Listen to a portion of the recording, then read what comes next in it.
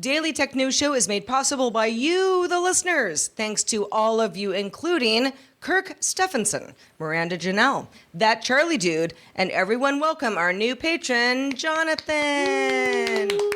Yay. Welcome, Jonathan. On this episode of DTNS, what do you do when politics wants to make you mad? Spotify introduces new features for podcasters, and we'll ask Justin Robert Young how to write our senators in the age of AI.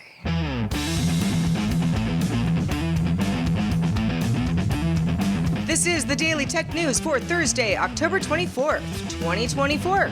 From Studio Animal House, I'm Sarah Lane. From Columbus, Ohio, I'm Robb Dunewood. From deep in the heart of Texas, I'm Justin Robert Young. And in for Roger, I'm Anthony Lemos. Anthony Lemos, nice to have you in today. We've got quite a few things to get through, as always. It's been a big tech news day, so let's start with the quick hits. LinkedIn has been fined €310 million by the Irish Data Protection Commission for violating the EU's GDPR. The regulator found LinkedIn's ad tracking practices breached rules on lawfulness, fairness, and transparency in data processing. LinkedIn was said to have relied on invalid legal bases for its tracking ads businesses and failed to adequately inform users about how their data was being used. The European Union Court of Justice ruled in favor of Intel, ending a nearly 20-year dispute with EU regulators. The European Commission had fined Intel for giving rebates to computer manufacturers like Dell and HP, which regulators argued was an attempt to block competition from AMD. The court, however, found that regulators had failed to properly conduct an economic analysis to prove that the rebates were anti-competitive. This ruling overturns a fine imposed on Intel.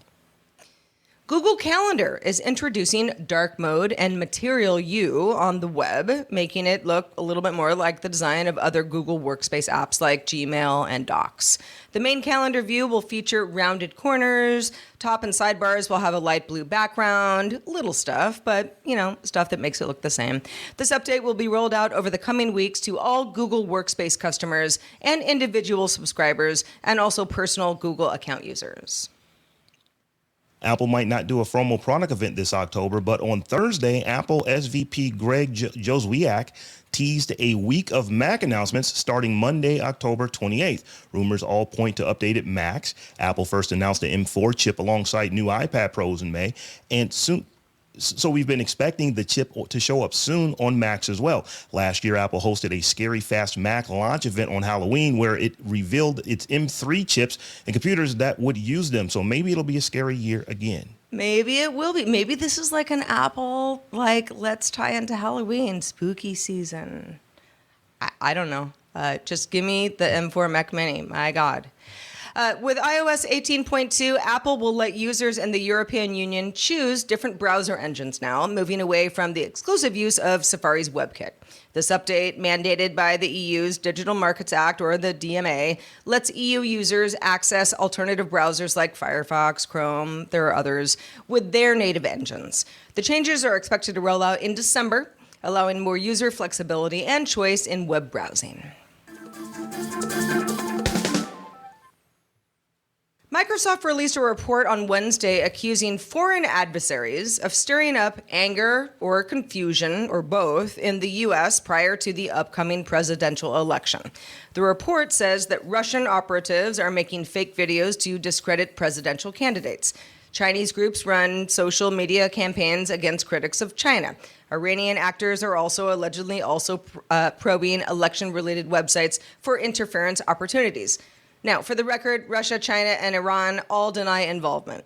So, Justin, in our Daily Tech newsletter earlier today, Tom, while he was on a plane to Seoul, Korea, by the way, so kudos to Tom, wrote, "They don't want to change votes or help any particular candidate so much as stir up anger between people. When you see a post that infuriates you, even if it's from somebody that you know, stop.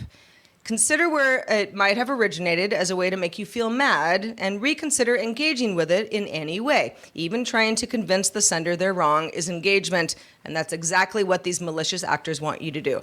My question is, okay, well, if votes aren't meant to be swayed and not expected to be swayed, what's the real point of attempts like this? So some of the best writing on this, I think, is from a friend of mine, Ryan Macbeth. He's on YouTube and also on Substack. I would encourage people to go pay attention to his disinformation content, essentially. What traditionally this does is just erode faith in not only government, but also institutions and often the press. The more that you can drive up unfavorabilities for various different politicians means that they are more politically vulnerable. And all these countries, which do hinge a lot on the policies of American politicians, will try to sway things in their own favorable direction. And sometimes it's literally just to make sure America's not having a good time and that an already contentious moment becomes even more contentious. That's kind of the general goal. I kind of wonder, are these governments, are these countries, are they doing this if it's not for to sway this particular election? Is this for training data so that they could potentially in another election actually sway it? Are they trying to get signals on how can we really upset the American politic? Oh, that worked. Oh, that worked. Yeah. So I'm wondering if this is just, they're going to use this for further attacks that they will do in the future when AI is better, when they have more information and they have, potentially more capability to do these types of things. Well, let's understand that there's a lot of people that want to affect the American election. Not only foreign countries, businesses, various different interests that have a lot vested into it. The reason why foreign countries do it with stuff like this on the internet is because it's cheap. All you need is a few people in a basement and have them crank out whatever they need to crank out. And boom, if you have a few people running several dozen sock accounts on various different social media platforms, you can very much move the needle on varying different issues.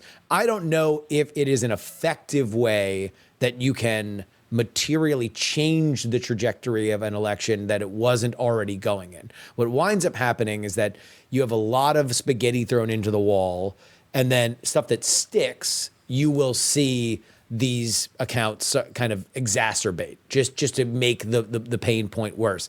That being said, especially in a binary world where we have two parties in this country and ultimately one wants to win as much as the other, any kind of vulnerability that's discovered is probably going to be exploited and taken advantage by domestic sources.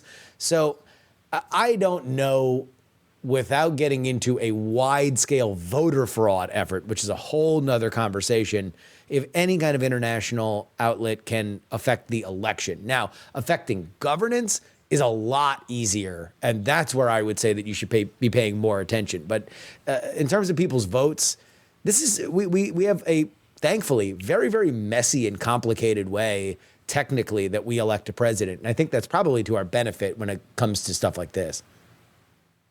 Yeah, I guess the story struck me as interesting because I know this happens both domestically and from foreign sources, and designed to incite chaos, right? That's the best word I can use for people fighting with each other on Facebook about who even knows what, and whether it's true or not. And what does that do? Does that change my vote? Probably not. I mean, maybe, but probably not. That's not really the point. The point is to, I don't know, just get everybody to feel more conspiracy theorist about life? Well, I mean, again, these are riffs. So let me use an example that doesn't have anything to do with the election. But we know that there is an anti-war sentiment in America that has very much taken root past the Iraq War. And it has become a bipartisan question of whether or not America should be involved in foreign intervention. So when Russia invades Ukraine, it should come as no surprise to anybody that Russia has looked to amplify voices that are in the anti-war movement, be it from the left or the right. Does that make the anti-war movement something totally astroturfed? No, it is a part of the American electoral conversation. It just so happens that the Russians have found a wedge for which they want to push their narrative because they would like it if less American money came in. That is something that I do feel has more of a tangible effect because it has to do with the voting bloc for which will eventually go to the polls, and it has smaller ramifications when it comes to like House members, for example. But for the presidential election, I don't know. It's just harder. The only thing that I would say about all of this is that, especially as we are less than 2 weeks away from the election, if you are listening to this right now and you are living and dying on every little bit of news that comes in about the election, congratulations. You're like me. I understand. It's a very intense place to be right now. If you are very worried about the election or you're very dialed in about it and you don't care about the actual political theory of it, I would say this: either apply yourself to your candidate's cause by volunteering to go door knock. There's a lot of different opportunities to do that nationwide. And if you don't have the ability to do that, cast your vote and turn on Netflix. There's nothing that you are going to do. There's no fight that you can engage in online. And I would specifically say there's no fight you can have with your loved ones that is going to make the world better and it's going to affect the election in a meaningful way. So it's going to ruin Thanksgiving also. Just volunteer, get out there, do it. If you're volunteering right now, guess what? You're not going to have time to be on Twitter. You're not going to have time to be on Facebook. That's a good point. You're going to be phone banking, you're going to be door knocking, and you're going to be actually moving the ball forward for your team. Otherwise, there's no shame in knowing what you know, believing what you believe, casting your vote as your duty as an American or not, and then moving on, because that's just going to be the best way that you can not only maintain your sanity, but also not feed into some of these foreign troll farms. Well said. So Spotify has introduced new auto moderation features for podcasters. This tool helps manage the comments that listeners can leave on episodes, a feature added in July. Initially, podcasters had to manually review and publish all comments. Now the platform offers a customizable auto moderation tool that filters out potentially sensitive or inappropriate comments for review. Creators can also block specific words, phrases, or emojis to automatically send related comments to the review queue. Now, Spotify, depending on which podcast listener report you listen to or read, there's Spotify's the number 2 way that U.S. listeners like to listen to podcasts. They've got about 21% market share behind YouTube with 31%. You can leave comments on YouTube, and it feels like Spotify might be trying to play a bit of catch up here. The problem is that podcasters just aren't adopting comments on the platform. Most podcasters aren't aware of them, so comments just stack up in the queue before this new feature, at least. Many that are aware flat out disabled them because they don't want to use Spotify like a social media platform. Seems like this new feature may be a way for Spotify to get more out of podcasters and more podcasters using them. So having comments is, it's kind of a good thing, maybe, but I want to kind of get your take. We're all podcasters. I know me personally, I'm not really feeling having to go to Spotify now to moderate comments. So this is probably something that I will disable. Yeah, the more moderation as a content creator, which I would call all of us very much, that can suck some time out of your day. I like this on YouTube, I will say.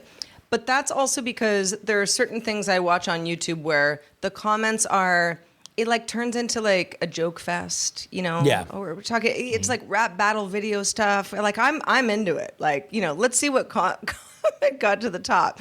That's fun.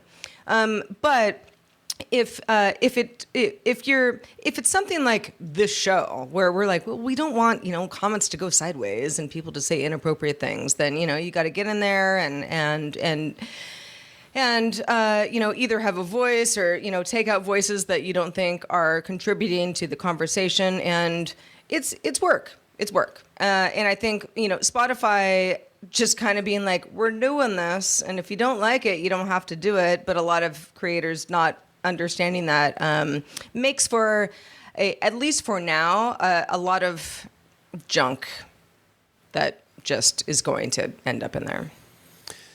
I am curious about comments in the year of our Lord 2024, because it feels in some ways to be kind of old internet. Like, we don't want comments. It's old everywhere. internet. Yeah. Yeah. Like it feels like the lesson we've learned is that not everything needs a comment section. And if anything, it just becomes either a place where the worst elements of your audience can congregate and colonize for themselves, or it's something that is just a problem. Now, adding another place to do it is very interesting for Spotify. I would think the better tool that seems more modern would be some kind of like chat feature where people who are listening to your podcast can all meet each other or talk to each other in a way that isn't just a comment section. But I don't know. Spotify might this weekend or next week release the most downloaded podcast of all time because Donald Trump is going on Joe Rogan, right?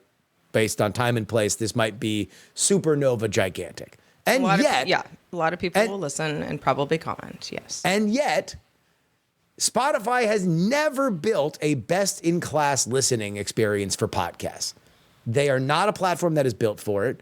And I don't know. It's always been very confusing to me that Spotify has had this very, very weird relationship with, they want to spend a ton of money on podcasts, and obviously they get a lot of juice from it, but they still have not created a great place to listen to them. It's interesting because Spotify has its kind of like podcast superstars, the exclusives. And occasionally somebody will come to me and, want my advice about launching a podcast or want to work with me in a podcast. And they go, oh, yeah, and Spotify, really important. And I'm like, and what is the reason for that? I mean, Spotify you can easily just send an RSS feed through Spotify, like no problem. Yeah. Like that's easy. You can do that. But the Spotify specifically as sort of like the place where you get discovered, I think is pretty hit and miss. 1 out of 5 Americans, actually over 1 out of 5 Americans use Spotify. So it's a massive platform for people listening to podcasts.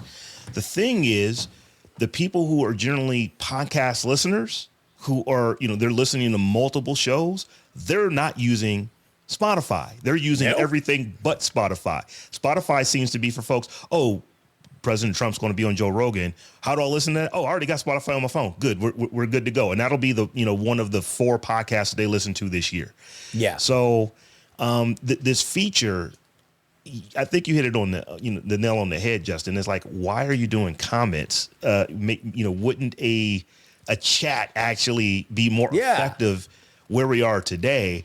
And that to me just kind of, illustrates the fact that Spotify, and they have been for some time, it seems like they're just throwing darts right now into the void and just hoping that it hits a balloon somewhere and they can hear the pop in the darkness. I'm not really sure that this is going to be it because like I said, my experience when it first came out, most people didn't even know that they had, and it's only been a few months, but most podcasters didn't even know they had it. And then the ones when they figured it out, I don't want to have to go moderate all this. Let me just turn them off. I wasn't getting comments there before. I don't need to get them there now.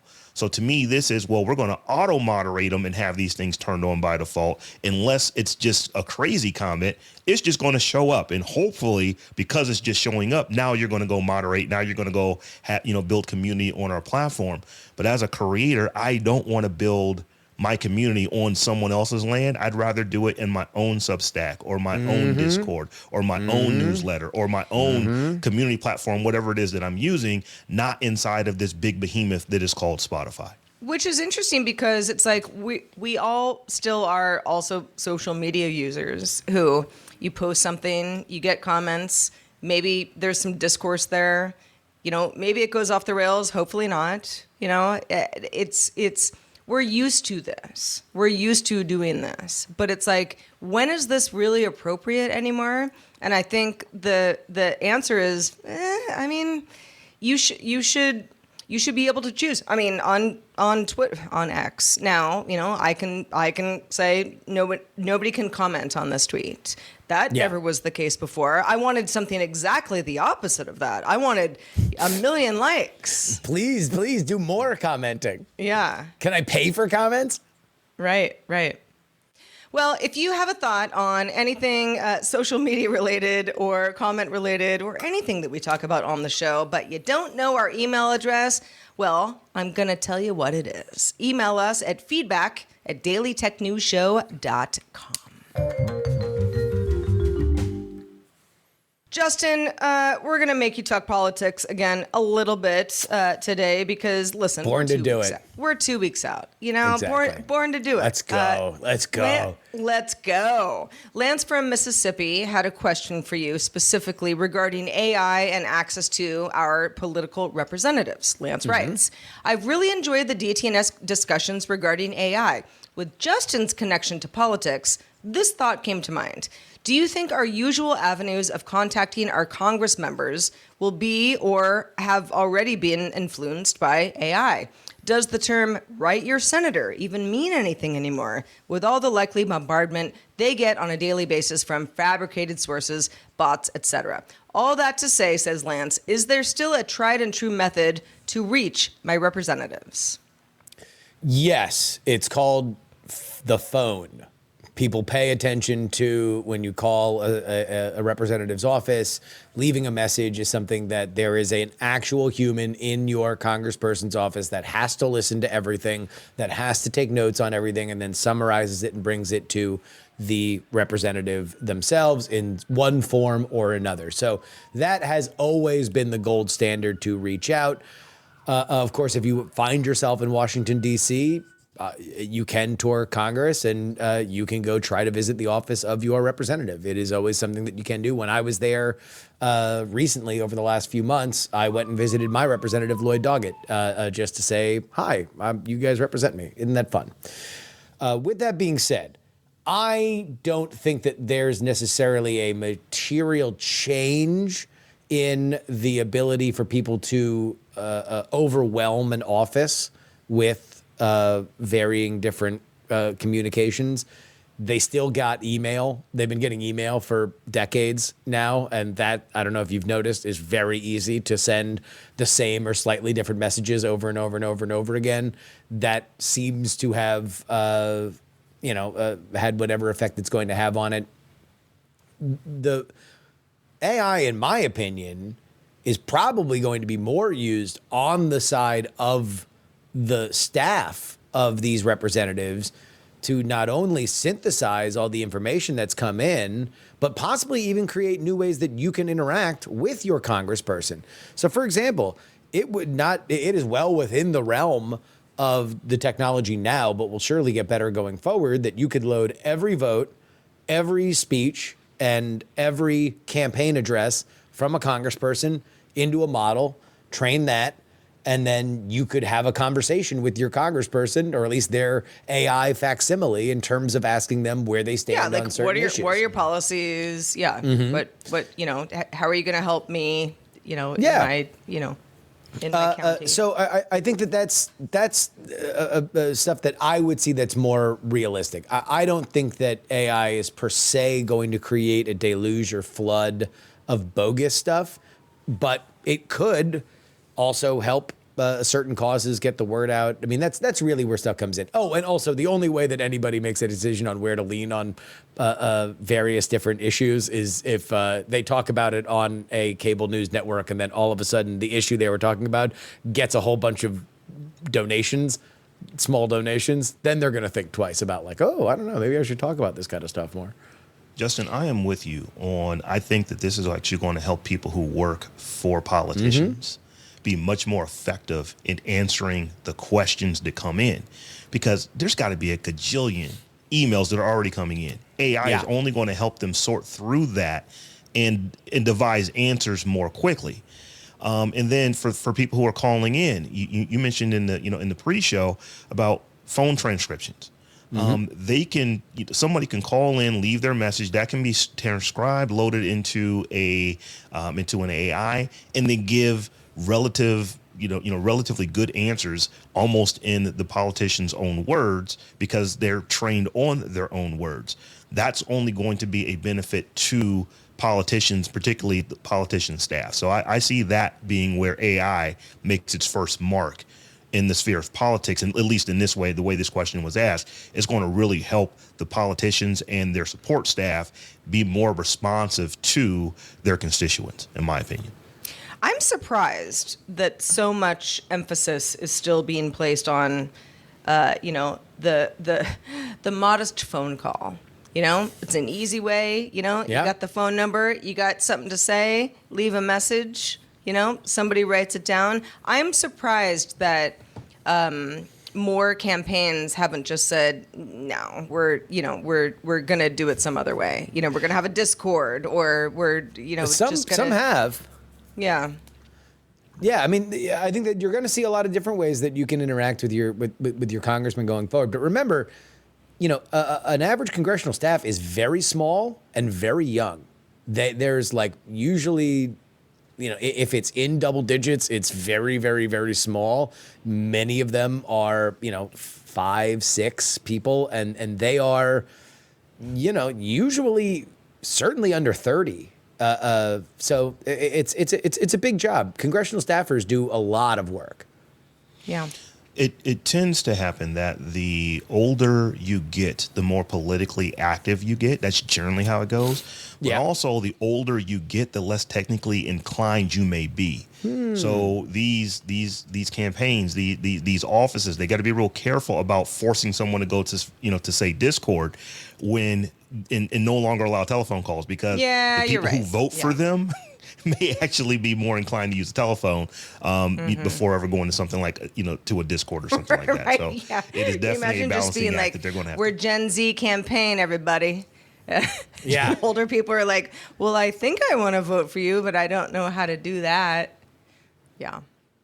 All right. Well, we've done a lot of PX3 good stuff in the show today. Justin, thank you. We could not do it without you. Let's check out the mailbag. Johan wrote in about our AirPods discussion and whether or not they are rude. We were talking about, if you were to wear them as hearing aids, for example. He says, regarding the idea to have a hat or something with a label telling others that I'm using my AirPods as hearing aids reminds me of the famous Norman doors in The Design of Everyday Things. Don Norman explains that doors that need a label to tell you whether to pull or push are a design failure. So I ask you, should we not seek for a better design of the product itself? An indicator light, maybe? We talked about that a little bit yesterday, Rob and Justin. I know you weren't on the show, but the whole idea of, if you're wearing AirPods and you're listening to somebody, but they think maybe you're not listening, that was sort of is it rude? And certainly if you're using them for hearing aids, very much not rude, exactly the opposite. Yeah. And sort of like, is there some sort of an indicator that you could do to make sure that people know I'm not being rude, I just want to hear you better? Yeah, I wonder how that's going to change going forward, because I've long thought that our AirPod culture was going to make the transition to hearing aids for all of us a lot easier. But I do think that part of that is going to have to either, like, the AirPods are just going to be a little bit more discreet, or maybe that's the process that they're going to go anyway over the next 10 years. They're going to be a little less conspicuous and a little bit more, you can't even really see them. I've never thought, if I've noticed someone's wearing a hearing aid, I mean, it's not, they're not punching me in the face about it. It's like, I've never thought, oh, big deal. It's like, okay, you just, you're trying to hear the world. Most people don't notice hearing aids on other folks unless there's a reason for them to look directly at their ear, as long as the conversation is flowing. And my gut tells me that we're so... everyone is so used to people wearing AirPods all the time that most people aren't just going to care. It's like if you're talking to me and you're conversing, I don't care if you've got AirPods in. Right? Yeah. You don't think that I'm like... I'm having a conversation with you. I assume that you're listening to me because we're having a conversation. You don't need to have a light to let me know that, oh, these are now in ear mode, or in hearing aid mode. So I don't think that is necessary. I think that people are just so used to people wearing AirPods and other types of earbuds all the time anyway. It's not going to really be that big of a deal. Yeah, I think we're getting into a life where there are accessibility issues, of course, that this is going to help try to tackle. But otherwise, I've never once thought, oh, you're rude to be wearing AirPods while talking to me. If you can hear me, then you're listening to me. I don't care what you're wearing. Justin Robert Young, I always like what you're wearing. Good stuff. Thank you. Let folks know where they can keep up with everything that you're doing as we march through into these final 2 weeks of a big politics season. Politics.com or takepoliticsseriously.com, whatever you'd like, leads you to our brand new home on Substack. Thank you to everybody who has moved their Patreon support from that website over to Substack.